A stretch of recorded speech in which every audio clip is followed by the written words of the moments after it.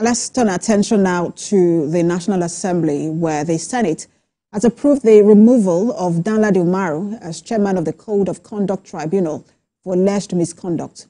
Jesu Adeoye reports.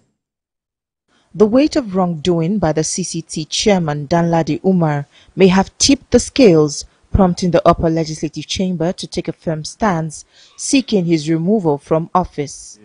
Expressway.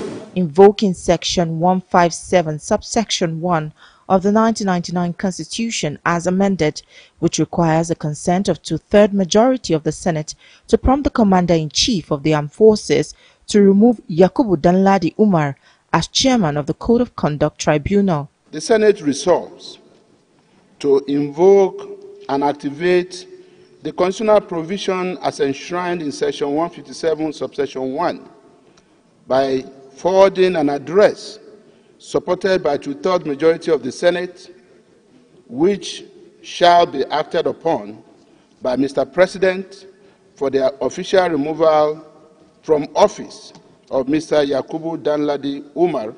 By our tradition, leadership don't sign the register. So 74 plus 10 makes 84, and therefore we have gotten the required constitutional requirement to proceed.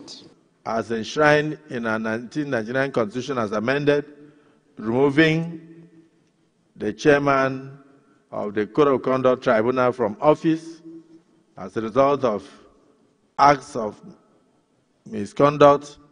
This brings to an end the reign of a man that held sway at the Code of Conduct Tribunal since 2011. It paves way for Nasara Kogo to assume office following his appointment by President Tinubu in July. Adequate and decisive measures.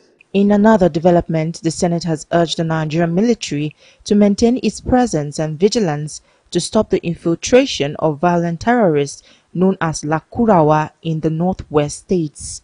The Senate is aware that if timely, adequate and decisive measures are not taken, this group can spread its foreign reign of terror to other parts of northern parts of the country and beyond. Also, the Senate has asked its Committee on Works to investigate the reasons behind the non-completion of repair works on the Odukpani-Itu Highway in Cross River State. Observes that the highway has been in a state of disrepair for years, with significant portions uncompleted despite repeated promises and allocations in federal budgets. The clerk of the Senate has been mandated to send a letter to President Tinubu to communicate the removal from office of the chairman, Code of Conduct Tribunal, Danladi Umar. Jesu Adeoye, TVC News, Abuja.